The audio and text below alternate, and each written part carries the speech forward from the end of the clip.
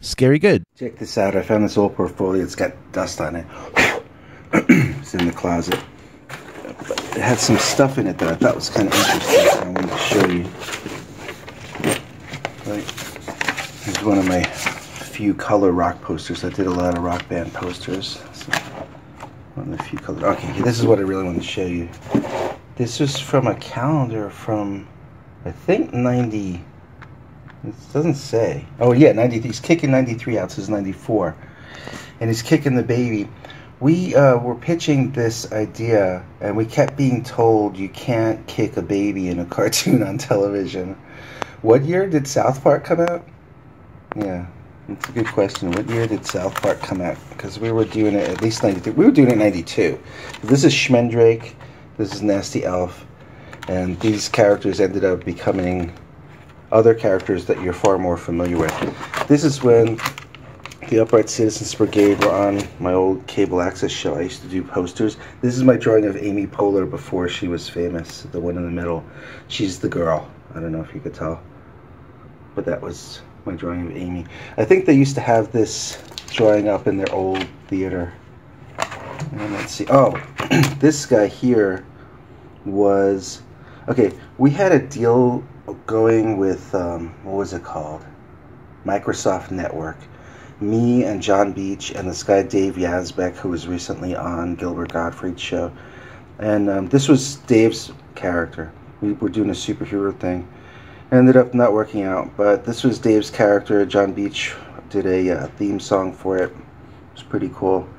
This poster I did for Giant Records, the old Giant Records, and it got me the notice of Joey Ramone, and I got to work for Joey. I don't know if I have the Joey thing in here.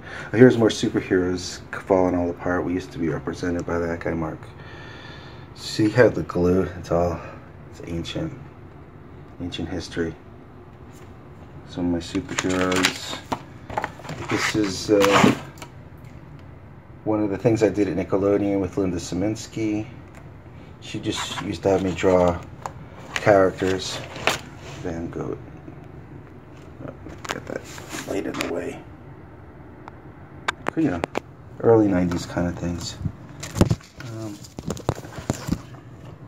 Let's see, here's Joey when he died. That was on the cover of a local newspaper. Here's Nasty from one of our presentations, kicking the baby again. We had various different pitches. Like we were pitching Nasty Elf, being told you can't kick a baby, and the format was that Nasty comes on in the beginning, he's on the end, you never know what's in the middle, and they were told, oh, you can't do that.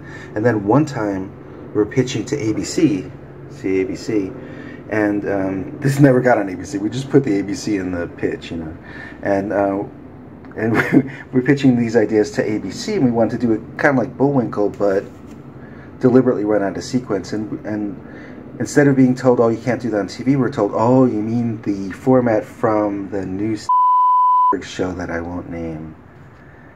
And that was the end of the pitch in that. So here's Maniac Tot. We actually pitched this and a ton of other ideas, like 20 cartoon ideas in a 15-minute pitch to whoever the guys were who produced the first NBC Conan O'Brien show. And it was the guy who had produced Kids in the Hall, can't remember his name, and then the other guy who now has the Triumph, the dog puppet, that guy. And the Kids in the Hall guy did not get us at all. He just glared at my partner the whole time, and my partner was starting to stutter. He was so scared because, like, I didn't blame him. But there was no pressure on me because I was just the artist and no one expected anything from me. So I stood up and I kind of gave the pitch instead to try and take some of the pressure off him. And we got laughs from the Triumph the dog guy. This was years before he did Triumph the dog. And then he went to NBC after that, and he started to do cartoons like ambiguously gay. Like we had one idea called The Beards, which was this Hollywood couple that were married to each other, and they were just beards. They were just covering up the fact that they were really gay, that kind of thing. And he did ambiguously gay. He got like a lot of inspiration, it seemed, from our pitch. Although I'm not accusing him of stealing anything. He definitely didn't steal anything. from us. This was one of my partner threw that. And let's see. This was something I did for Cartoon. Oh yeah, USA Cartoon Express, right? Where I had to redesign some characters. So there's some of my old history. But I was, isn't that beautiful? Then there was,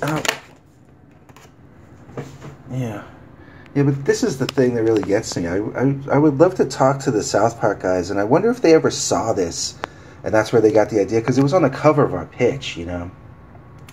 And I'm not saying they stole it, but I'm wondering if we inspired them, because it might have just been something in the air at the time in the 90s. It was the 90s, you know, the kick the baby in the butt and kick the baby through the plate glass window. I mean, that was the whole thing. We even had, like, in our pitches, we would do audio presentations because we couldn't do animation by ourselves back then like you can now. And, yeah, we always had, like, he'd kick him and go, boop, and then he'd, and the glass would break.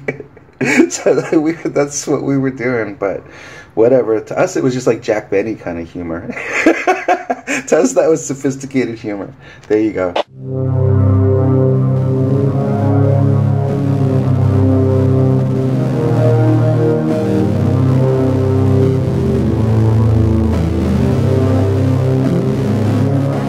Come back for more scary stories.